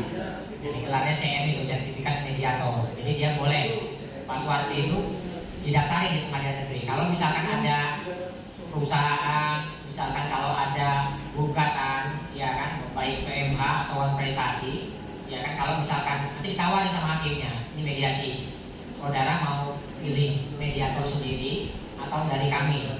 Kalau dia mau pilih orang lain nggak apa-apa, kalau pilih dari hakim diperbolehkan seperti itu. Jadi Pak Ben dari asosiasi organisasi karena sudah mengikuti pendidikan, keluarlah sertifikat CM seperti itu. Nah, itu yang diperhatikan. Res nullius credit occupanti, benda yang ditelantarkan pemiliknya dapat diambil untuk dimiliki. Nah ini kadang-kadang banyak yang bertanya, berarti boleh ngambil-ngambil? Nggak boleh, gitu ya kan? Diam-diam aja, kalau diam-diam nggak apa-apa. Tapi tadi ya, kalau memang sudah ditelantarkan dari pemiliknya sendiri mau membuang nggak apa-apa. Tapi tadi kalau misalkan hutang dan seterusnya, ya kembali ke rekan-rekan itikat baik seperti apa. Kalau nggak ya diam, nggak ada yang tahu sudah selesai urusannya. Tapi ada asasnya di sini. Jadi artinya memang benar kalau Ya. ada tanah, Ya. memang sudah 20 tahun tidak diolah, artinya itu memang bisa dikuasai. Bisa dikuasai, benar, itu banyak terjadi. Makanya tadi ya kan, itu ada regulasinya, saya lupa, yang ada regulasinya saya lupa ya kan. Kalau kalian punya tanah yang memang dibiarkan puluhan tahun dan seterusnya, itu bisa dikuasai. Siapa yang menempati, itulah pemenangnya seperti itu. bisa ada gitu ya. Apalagi ada kelemahan situ, nggak ada yang nggak ada ke depan tidak ada terjadi istilahnya ada surat-surat yang jelas lah. Tadi walaupun sudah punya ada surat-surat yang jelas ya kan, bisa kalah, tapi tadi bisa juga menang seperti itu.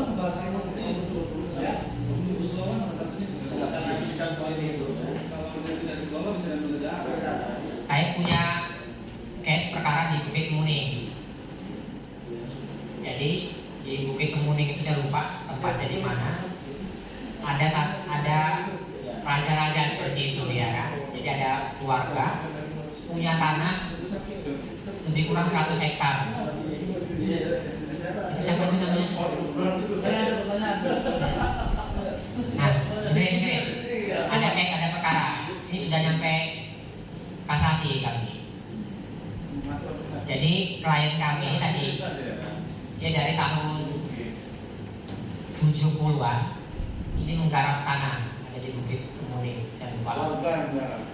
Apa? Ya, penduduk itu garap seperti itu dari tahun 70-an sampai sekarang. Ternyata tadi di tahun 2090-an terbitlah sertifikat atas perorangan seperti itu. Jadi satu orang 10 hektar, ada 20 hektar seperti itu ya kan. Nah, tapi tadi dibuatkan perjanjian untuk ya lupa menanam seperti itu ya kan. Hak pakai. Ada juga yang sudah dijual. Nah, tapi ternyata tadi ada yang sudah dijual, ada yang berdasar perjanjian. Masyarakat di Bukit Kemuning itu mau digusur semua. Ini punya saya, ini sertifikat saya kayak gitu. Klien saya ini tadi ya kan, karena dia sudah nunggu tahun 70-an dan seterusnya dia yang pakai. Orang ini dari Jakarta nggak tahu apa-apa tanah dia yang mana bingung pokoknya karena dia punya sertifikat aja. Alhamdulillah sampai sekarang masih garap dia. Karena dari kasasi Mahkamah Agung nggak turun-turun. Dari pengadilan tadi pertama NO itu artinya tadi nggak jelas kabur ya kan. Bukan lagi orang yang dari Bukit itu. Di poinnya tadi dalam putusannya tadi nggak menekankan punya siapa, ya kan? Gantung gitu, banding, kasasi sampai sekarang udah 2 tahun. Ya udah, nggak bisa klien kami digeser-geser. Dia punya sertifikat seperti itu. Nah, tapi tadi menangnya karena dia dari tahun 70-an dia yang garap, disaksikan tetangganya dan seterusnya apa? Menguasai fisik dia seperti itu. Nah, itu harus hati-hati juga. Tergantung tadi dari rekan-rekan sendiri yang punya LO tadi legal opinion pendapat hukum sendiri, tapi berdasarkan tadi regulasi-regulasi yang ada seperti itu ya. Itu ada. Tapi kalau yang berdasarkan hukum yang normatif, kepemilikan itu ya berdasarkan hak milik tadi, sertifikat dan lain-lain seperti itu. Tapi itu bisa dikalahkan juga dengan hal dan lain hal tadi ya. Itu jangan dimanfaatkan jadi jangan juga ya kan. Tapi memang cari istilah seperti itu. Contohnya kasus seperti kemarin dijelaskan. Ya. Kita punya sertifikat. Ada orang yang ini, ada juga orang yang menggunakan sertifikat. Iya. Karena yang kitanya ini memang nggak kuat dalam arti membela hak kita ya kalah. Ya. Nah tadi kalau masalah perdata ya kan, PMA atau prestasi masalah tanah ini banyak potretnya, itu bagus dikaji ya kan. Banyak rumit permasalahan dari yang sertifikatnya double luarnya, dari satu punya sertifikat satu enggak, satu tadi punya sertifikat satu punya akte pertama dan seterusnya, itu banyak konflik dan seterusnya. Jadi itu bahan kajian rekan-rekan semua, gimana bisa mensiasatinya, bisa menyikapinya. Bukan satu dua juga, masalah tanah itu banyak juga seperti itu ya kan. Kadang-kadang tadi kalau rekan-rekan nggak punya apa teori-teori sendiri, bingung, jelimet, akhirnya pusing sendiri, akhirnya kalian abaikan, biarkan. Ada testimoni Daud itu, saksi yang dapat didengar dari orang lain. Izin bertanya. Ya, silakan. Ya, assalamualaikum warahmatullahi wabarakatuh. Izin bertanya. Namanya? Baiklah, nama saya Rahmat Santoli.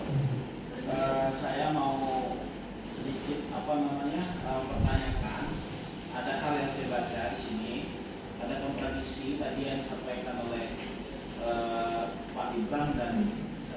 saudara saya Abang Darican bahwa terkait tentang pidana hukuman putusan seumur hidup itu mutlak seumur hidup. Tapi di sini ada tafsir dan redaksi yang juga dijelaskan secara rinci di dalam kitab Undang-Undang Hukum Pidana dari pasal 10 sampai dengan pasal 12. Pasal 12 ini menerangkan poin ke-1 pidana penjara seumur hidup atau selama waktu tertentu. Poin yang kedua, ayat 2 pidana penjara selama waktu tertentu paling pendek 1 hari dan paling lama 15 tahun berturut-turut. Ayat 3 pidana penjara selama waktu tertentu dapat diterapkan 20 tahun berturut-turut dalam hal kejahatan yang pidananya hakim boleh memilih antara pidana mati, pidana seumur hidup, dan pidana penjara selama jangka waktu tertentu, atau antara pidana penjara seumur hidup dan pidana selama-lamanya waktu tertentu. Begitu juga dalam batas 15 tahun dilampaui sebab pidana tambahan karena perbarengan disebabkan oleh pasal 52. Ini agak sedikit kontradiksi bahwa tadi kalau konteksnya pasal keputusan itu adalah putusan seumur hidup, maka sebetulnya tafsir dari putusan seumur hidup itu bisa juga diterapkan dalam hukuman penjara selama 20 tahun. Iya, jadi saya teruskan, jadi seumur hidupnya di penjara sampai dia meninggal seperti itu. Nah, tadi kembali kepada keyakinan hakim, karena keyakinan hakim menjadi berdasarkan fakta-fakta yang ada. Ada hukuman mati, saya ulangi ini, kan pidana pokok itu ada hukuman mati. Kalau dalam KUHP itu dari hukuman mati dipancung gitu. Ya kan. Terus yang kedua ada waktu tertentu. Waktu tertentu ini tadi maksimal 20 tahun atau seumur hidup, ya kan? Atau tadi 20 tahun atau ada kurungan. Nah, tadi masalah apa tadi? Ada yang kontradiksi dan seterusnya ya, nggak apa-apa, dissenting opinion. Tapi tadi praktiknya yang ada di lapangan sekarang tadi bisa rekan-rekan lihat ya kan, browsing dan seterusnya. Karena apa, sekarang kan enak, kita bisa analisis narasumber ya kan, orang yang memberikan materi bener aku bohong deh, kita tinggal cross check aja ya kan, bener nggak dia ini, kita analisis bener nggak dan seterusnya. Yang pasti tadi itu ada yang hukuman mati ya, ditembak seperti itu, ada waktu tertentu maksimal 20 tahun kalau dalam KUHP atau seumur hidup ya kan. Tapi tadi kalau berdasarkan ahli tadi 20 tahun tadi maksimal seperti itu, karena di dalam KUHP 20 tahun seperti itu. Tapi ada juga hakim dengan asasnya, dengan normanya ditambah seperti itu atau seumur hidup. Jadi tinggal diperhatikan aja potretnya, di browsing ya kan, hukuman mati seperti apa, yang 20 tahun seperti apa, yang seumur hidup seperti apa, ada tidak. Jadi lihat coba hakim mutar ya kan, dia 20 tahun, 25 ke 30 ke seumur hidup gitu ya kan. Akadnya diambil atau tidak. Dari balik biasanya kalau yang sudah tinggi-tinggi itu bukan di pengadilan negeri, pengadilan tinggi, dia sudah sampai Mahkamah Agung, kasasi semua rata-rata. Tapi bisa juga pengadilan negeri dia memutus hukuman mati, ada 20 tahun ada, ya kan? Ada. Tapi biasanya tadi kan nggak terima orang itu kan, sampai kasasi, ya. Terus ada 5 asas lagi, ini sebagai dalil, ya kan, sebagai norma yang minimal kita harus tahu seperti itu.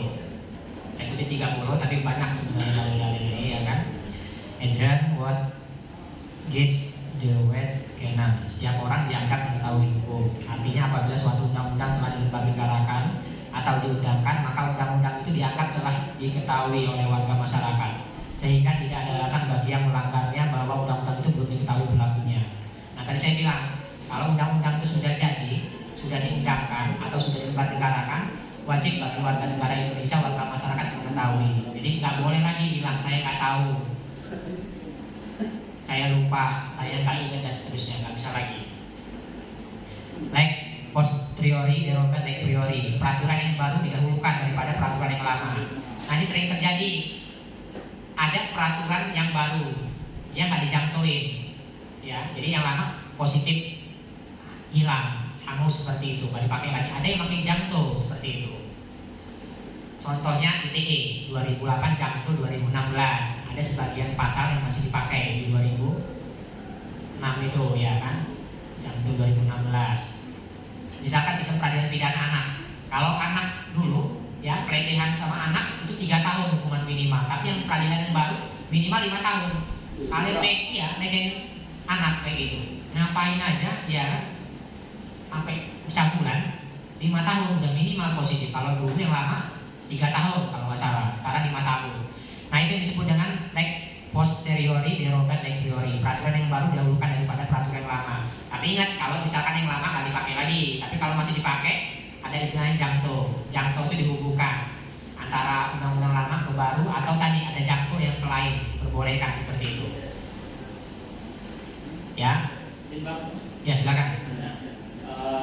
Jadi pertanyaan dan juga bisa tanyakan cuma belum terjawab. Ya. Karena ini juga bisa menjadi modal dasar kita sebagai yuris ataupun advokat. Karena biasanya paling banyak klien itu rata-rata kebanyakan selain kita menggugat itu tergugat dan kasus yang memang klien kita itu bisa terdampak ke pidana. Artinya entah itu terdakwa, entah itu dapat laporan apa. Artinya dari sisi yang dianggap bisa merugikan. Nah, berkaitan dengan asas ini tadi ada ultimum remedium, artinya hukum itu jalan terakhir gitu kan. Kalau di secara litigasi dalam hal ini perdata, dalam proses persidangan itu ditawarkan berkaitan dengan mediasi terlebih dahulu gitu kan.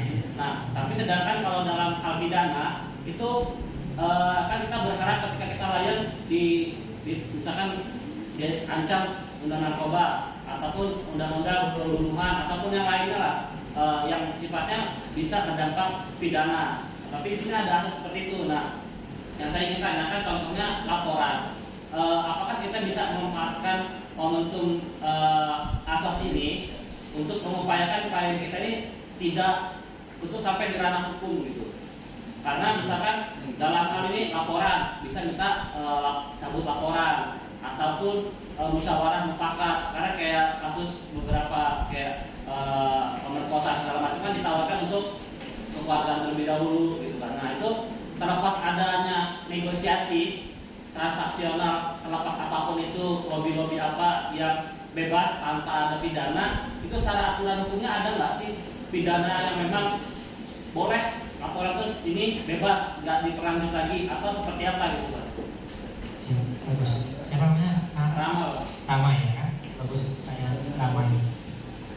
Jadi ada asas, ada norma. Kan ultimum remedium, hukum jalan terakhir. Artinya tadi cukup jelas ya kan, hukum jalan terakhir. Kalau misalkan tadi nggak bisa selesai dengan musyawarah dan seterusnya, barulah terakhir hukum seperti itu. Nah kaitannya dengan masalah perkara, misalkan di sini pidana atau perdata, boleh tidak misalkan ada perkara-perkara yang sudah naik, ya kan, diselesaikan dan seterusnya. Nah harus diketahui dulu. Sekarang ini tadi ada namanya restoratif justice, keadilan restorasi, RJ ini di tingkat paling bawah, kepolisian, kejaksaan, pengadilan ada namanya RJ, restoratif justice, keadilan restorasi. Artinya tadi ketika antara pelaku dan korban, anak pelaku, anak korban mau berdamai, selesai lagi ya. Misalkan anak tadi ya kan berantem, tapi mau berdamai, anak pelaku anak korban selesai. Ada pelecehan seksual ya kan, mau dia berdamai, balik ke keyakinan hakim tadi, tapi dilihat ada ketentuannya RJ restoratif justice ini. Satu, dikirim dia tindak pidana ringan, bisa tindak pidana ringan. Kalau dia di ya kan berat gitu ya, nggak bisa dia masuk proses hukum. Tapi tadi namanya hakim, dia punya hati juga. Nah ringan seperti itu biasanya. Tapi kembali ke aturan perundang-undangan ya kan, kalau ada batas minimal 5 tahun ya 5 tahun kayak gitu ya kan. Nah tadi itu Rama. Jadi ada regulasinya ya. Jadi hanya tindak pidana ringan aja ya? Ya, kalau untuk restoratif justice atau keadilan restorasi, ya itu untuk tipiring. Pertama tindak pidana ringan, misalkan tadi cuma 100.000, 200.000, di bawah 200.000, 500. ya kan? Itu satu, ya kan? Yang kedua, bukan pengulangan, artinya baru pertama kali. Kalau dia residivis nggak ada lagi kan masalah RC, restorasi dan seterusnya. Itu untuk yang tindak pidana ringan biasa seperti itu. Terus tadi masalah laporan dan seterusnya. Ada namanya delik biasa, ya. Ada namanya delik aduan. Kalau delik aduan ini namanya delik aduan atau laporan, delik biasa atau delik murni. Kalau pencurian dalam keluarga tadi ada aduan, ada laporan, ada delik murni, delik biasa, pembunuhan dan seterusnya. Harus perhatikan dulu. Kalau misalkan tadi masih kategorinya tipir, tindak pidana ringan, diperbolehkan untuk selesai, untuk dicabut perkara itu tersebut. Tapi tadi kalau dia delik biasa, ya, hari tadi tabrakan, kecelakaan dan seterusnya, mau nggak mau, maaf dimaafkan, tapi tetap ada proses hukumnya berjalan. Dibunuh, delik biasa, delik murni itu. Ini hasil Tetap, saya kadang-kadang lupa nama klien-kliennya. Ada di Sungkai itu, dia bunuh istrinya. Karena dia tadi merasa bersalah dan seterusnya, ya kan, maafnya diterima, tapi tetap diproses hukum kayak gitu, tapi 5 tahun, 7 tahun, kurangi masanya aja, ya, itu ringankan. Terus ada juga, kalau misalkan ada perkara pidana perdata, mana yang didahulukan? Perdata dulu baru pidana. Contohnya saya ada perkara di Kebon 4 di belakang ada Pak Boeing sama Pak Alika, ini trio, ya kan. Jadi masalah tanah 1 meter. Jadi Arika ini ngomong tanah dia diambil Muin ngomong tanahnya diambil Arika. Si Muin ngancurin pagar tembok, dilaporin lah pidana. Ya kan, itu untuk perdata kayak gitu. Dan masuk penjara. Poinnya satu, perdatanya diselesaikan dulu, baru pidana seperti itu, ya kan. Sekarang Arika dilaporin pidana, tapi belum boleh lihat perdatanya. Kalau perdatanya kalah, bisa penjara kayak gitu.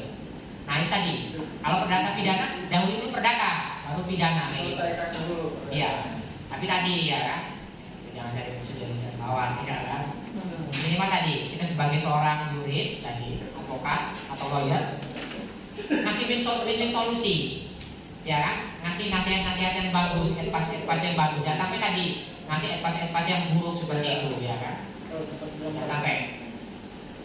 Itu kemarin NO itu perkaranya itu. Sekarang lagi PS, kemudian pemeriksaan setempat. Belum tahu saya potretnya bagaimana. Itu ramai ya, mungkin kejawab ya. Kalau saya nggak sistematis ya ditangkap lah. Cukup dimengerti. Sedikit lagi ada I see. Like posteriori dan teori. Terus dura settlement scripta. Peraturan hukum itu keras karena waktunya memang demikian. Nah tadi kalian sebagai seorang yuris jangan sampai tadi baper bawa perasaan pakai hati. Wih, gini benar kamu jadi pengacara. Wih, gini benar kamu jadi polisi. Wih, gini benar jadi jaksa, hakim. Memang keras hukum itu, sifatnya seperti itu. Terus tadi jangan sampai kita bawa hati, bawa perasaan. Karena tadi bingung kita kadang-kadang. Kalau misalkan orang datang minta bantuan kita, ya kan, mau nggak mau wajib kita terima. Itu karena kode etiknya seperti itu, ya kan, kita bantu. Wajib kalau ada duitnya. Ya nggak apa-apa, ya ada duit ya kan. Ada istilah namanya kalau dalam undang-undang advokat itu pro bono, cuma-cuma. Ada prodeo sama pro bono sama, cuma-cuma. Tapi kalau prodeo dibayar negara, ya. Yang pos bakum itu dibayar satu sekali sidang, orang yang nggak mampu 5 juta dapat. Jadi, tapi kalau pro bono dia lillahi ta'ala gitu. Tapi yakin aja lah gitu ya kan. Nah, kadang-kadang di persepsi masyarakat orang awam tuh agak negatif mandang lawyer. Orang salah, orang jahat bela. Nah, itu yang perlu rekan-rekan yuris luruskan. Bagaimana caranya, pendekatan apa, metode apa, kembali ke rekan-rekan. Karena tadi dalam undang-undang advokat kita diberikan imunitas kekuatan. Ketika kita dampingi seorang tersangka terdakwa, kita nggak boleh tuntut lagi. Ada SKK gitu ya, kuasa khusus. Terus tadi ketika kita dampingin klien kita, baik pidana perdata, jangan sekali-sekali tinggalin SKK. Tapi tanyain orang, diusir kita. Kalau nggak ada SKK kuasa khusus, dia diusir. Berat gitu bagi yang ngerti. Dia nggak punya SKK usir, tapi kalau punya SKK wajib diterima, kita wajib didampingin dari polisi, proses polisian, kejaksaan, pengadilan seperti itu. Nah itu tadi ya tentang leg duras teman sedikta. Peraturan hukum itu keras karena wataknya memang demikian. Jangan kaget lihat rekan-rekan kita karakternya seperti itu. Ada yang soft, ada yang hard, ya kan? Ada yang apa cukup dan seterusnya. Itulah potret-potretnya. Terus yang kedua apa? Varial atau self-incrimination, pemeriksaan yang tidak memihak atau memberatkan salah satu pihak atau terdakwa. Nah ini tadi asas yang harus dimiliki seorang APH di sini, hakim seperti itu. Terus juga kepolisian, itu juga jaksa. Ini memang harus berdasarkan ya fakta-fakta yang ada dan seterusnya. Kedua 9. Cognition unanimo patitur. Tidak seorang pun dapat dihukum karena apa yang dipikirkan atau yang ada di hatinya. Artinya pikiran atau niat yang ada di hati seorang untuk melakukan kejahatan tetap tidak dilaksanakan atau diwujudkan, maka ia tidak boleh dihukum. Di sini menunjukkan bahwa hukum itu bersifat lahir. Apa yang dilakukan secara nyata itulah yang diberi sanksi. Nah ini tadi tafsirannya ini tadi ya. Kalau dalam hukum itu ada istilah namanya mens rea, niat. Niatnya kalau belum dilaksanakan, belum diwujudkan, dia nggak bisa apa-apa, bisa dihukum. Tapi tadi kalau sudah diwujudkan, dilaksanakan, gagal dia, itu disebut dengan percobaan. Hukuman setengah percobaan. Itu percobaan. Tapi kalau masih dalam hati dan niat ya nggak boleh. Tapi kalau sudah dilaksanakan, sudah masuk ke pekarangan orang, ada indikasi dia mau maling. Apalagi sudah bongkar pintu, nah pencurian dia kayak gitu. Dilihat mensreanya. Makanya tadi, kalian sebagai seorang yuris harus belajar psikolog juga. Ada istilah dalam norma yang kata Cicero, homo homini lupus, manusia itu serigala bagi manusia lain. Itu benar ternyata. Kita lemah dimakan, kita nggak kuat dimakan. Iya. Makanya tadi kalian sebagai seorang yuris, sebagai seorang advokat mau nggak mau harus melek tadi, literasinya tinggi, baca tulis tadi. Homo homini lupus, manusia itu serigala bagi manusia lainnya. Itu benar. Makanya tadi perlu pendampingan seorang lawyer advokat. Terus diperhalus lagi sama Cicero di asas hukumnya itu, homo homini socius. Manusia itu ya manusia, bebas tanpa hubungan. Manusia itu harus yang bermanfaat. Gitu. Tapi tadi praktiknya sekarang homo homini lupus, manusia itu segala dari manusia lainnya. Karena untuk kemungkinan itu kita bisa dimakan seperti itu. Ya, terakhir. Asas hukum, ya kan kembali ke PowerPoint 2 slide 3 slide lagi secukupkan. Tadi ya tentang cognition unanimo patitur, tidak seorang pun dapat dihukum karena apa yang dipikirkan atau yang ada pada hatinya. Ya, jadi kalian tadi harus belajar juga dari psikolog. Artinya tadi memahami psikologi seorang klien, memahami psikologi seorang polisi, memahami psikologi seorang jaksa, memahami psikologi seorang hakim. Kalau kalian ditempatkan jadi polisi bagaimana, ditempatkan hakim bagaimana, ditempatkan sebagai hakim bagaimana, sebagai pengacara bagaimana, sebagai korban, sebagai pelaku bagaimana. Jadi malu-malu aja. Kadang-kadang tadi PH untuk cepat, ya kan? Korban untuk juga keadilan dan seterusnya. Itu hal-hal yang wajar seperti itu. Terakhir asasnya restitutio in integro.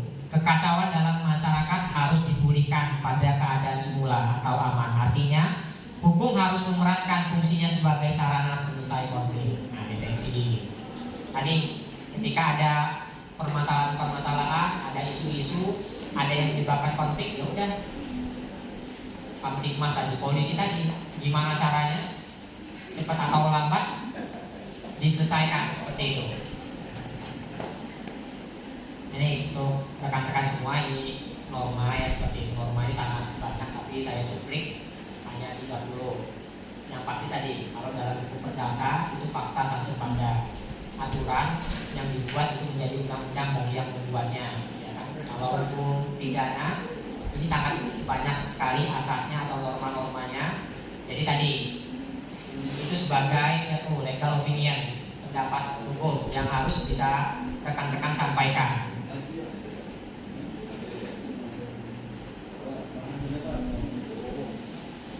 Tadi tentang norma potret sudah ya.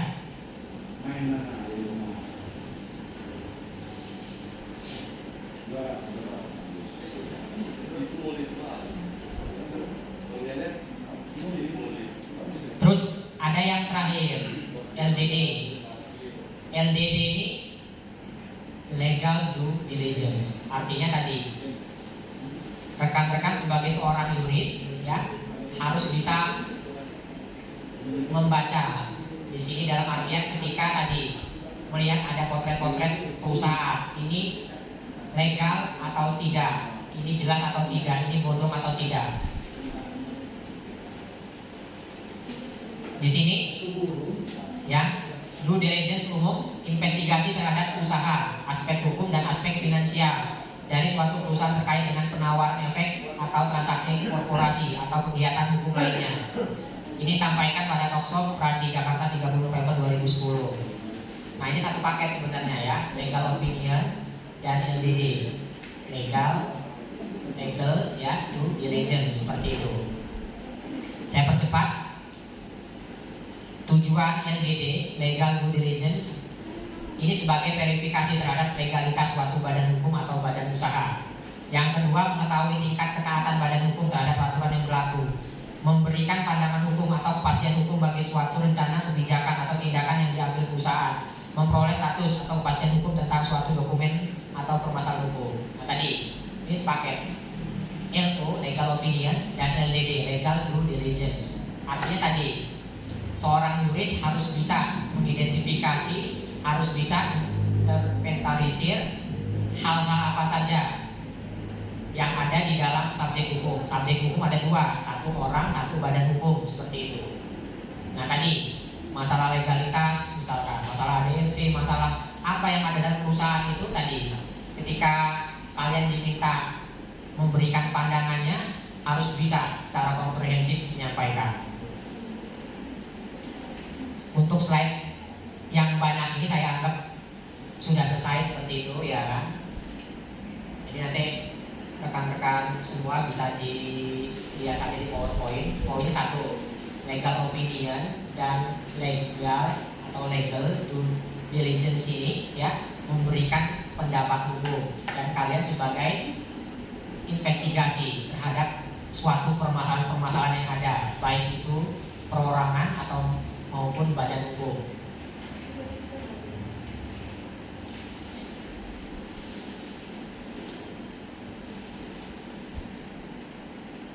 Oke, untuk materi LO ya, atau legal opinion atau pendapat hukum ini jelas mungkin ya yang saya sampaikan seperti itu. Masih ada waktu 10 menit saya berikan kepada rekan-rekan semua. Mungkin ada yang mau bertanya ya kan, atau sudah cukup saya kembalikan lagi.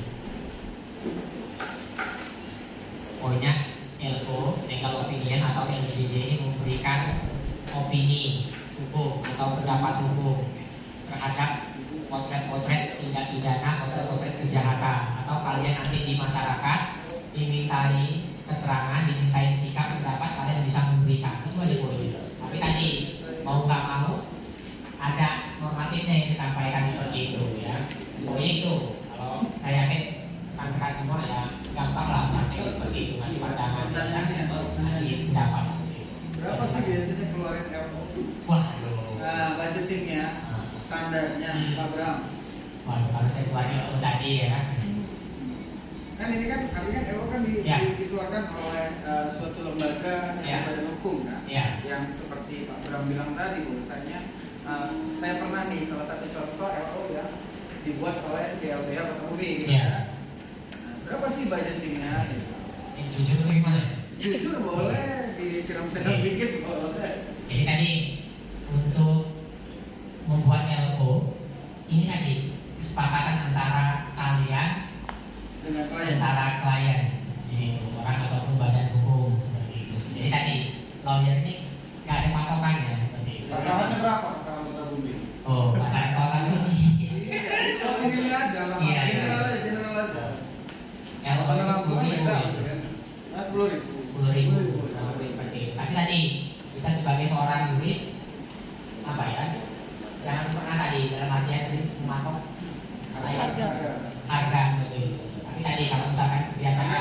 ketika Ya. kantor hukum atau yang berbadan hukum mengeluarkan LO kan ada sanksi. Ya, Ada sanksi juga yang ada sanksi. diterima. Tapi tadi, Input dan output dong. ya benar. Itu tadi ya, legal opinion tidak mengikat hanya pendapat hukum seperti itu. Yang lain? Sama? Cukup. Ada yang tanya? Ada yang bertanyakan? Cukup ya.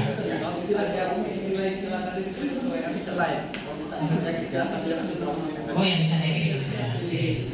Ya, normal saja tadi ya. Siap. Ya, siap.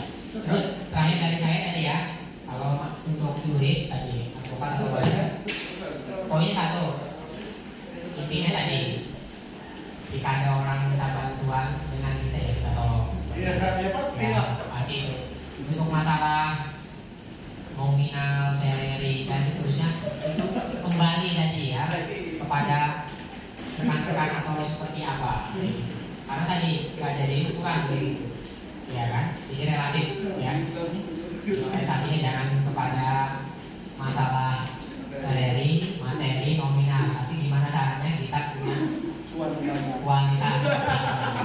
Terus yang kedua tadi ada yang saya sampaikan keterampilan seorang juris, lawyer, advokat. Yang pertama saya positif, litigasi dan notifikasi harus dimiliki. Yang kedua legal opinion tadi ini harus dikuasai. Legal kontrak drafting, udah tiga itu. Jangan yang Pak Ican itu aja Pak Ican. Banyak minimal itu. Kalau rekan-rekan semua saya tiga itu selamat lalu punya ayat. Lalu kita